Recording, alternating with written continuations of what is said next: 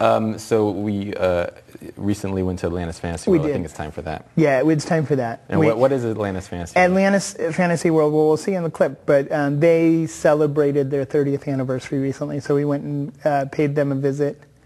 Joe Ferrari opened that up, interestingly, with James Oshbacher, who most people know now as the muralist who does all the... Oh, he opened that up with him? Yeah, James In the old days? and Joe opened that up forever ago down where the card room is. Right. Here in the Sola, just south of Laurel Sola there, district. across from Saturn. And now they're 30 years old. Now they're 30 years old. So Joe Ferrara.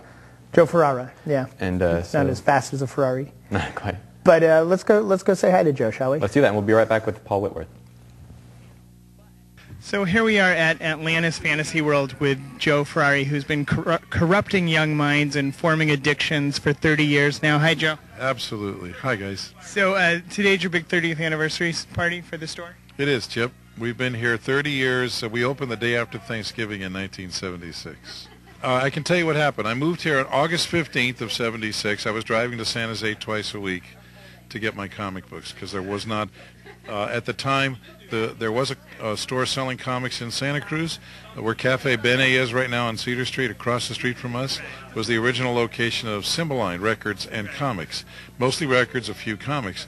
And they didn't have a good selection. So I was driving to San Jose, as I was certain other people were. And I had only been doing that for a couple of weeks, and I was at my mom's in San Jose having dinner one night and was mentioning to someone that in my move over here, it took one pickup to move my comic collection of 6,000 comics. And they said, holy cow, what are you going to do with those? And I didn't respond, and my mom said he'll probably open his own store. And as soon as she said it, it was like a pitchfork. And I said, oh my God. And the next day, I just was passionate about having my own store. In those days, comic books cost 30 cents. That was the cost of a new comic. Today, they're $3. And I was driving over San Jose. I said, nah. So, yes, I turned my addiction into a hobby. Profit. And over the years, it wasn't profitable at the beginning. I think the first year I didn't take a dime out, and then the second year I was taking home $25 a week, something like that. You still read them? I still read comics. I love comics. Do you remember your first comic book? Yes, I do, clearly. I love having a dinner with a lot of people who are in the industry, and we go around the table and ask what was the book that did it for you? And I remember I was reading probably Donald Ducks or Archie's or something, some kid stuff, but I remember my first Batman and Robin comic I was reading, and it was they had gone back in time, and it was the land of Alibaba and the 40 Thieves, and they had been tossed in the cave, and they couldn't get out, and Robin said something to Batman like, boy, I really wish Superman knew we were here, and I remember thinking, yeah, right, kid, and I turned the page, and Superman came busting through the wall, saved their ass, and I said, oh my God, there really is a Superman, and from then on, I was done. That was it.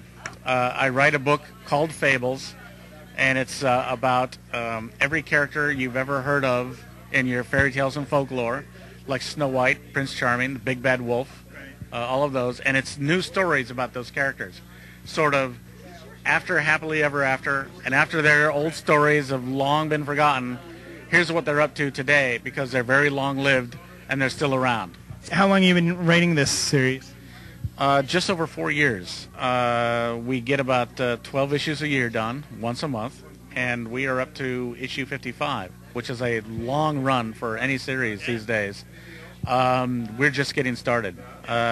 Everything that we've done so far is just sort of setting up the great stuff to come. It's my pleasure to be at Atlantis, one of the best comics shops I've ever visited, and I've visited far too many of them. It is...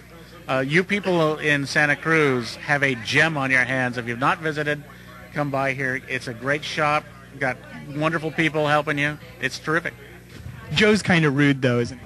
Oh, Joe's a mean old bastard. But, it's near Christmas. He looks like Santa Claus. It's worth a visit on that alone. What have you learned from comic books over the last 30 years? It's a growing medium.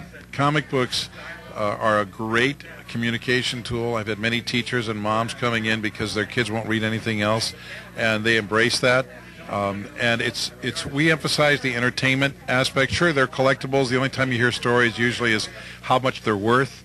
But what I'm really most proud of is the fact that we've actually been able to emphasize the fact that there's a wonderful world of fun entertainment and reading and comics.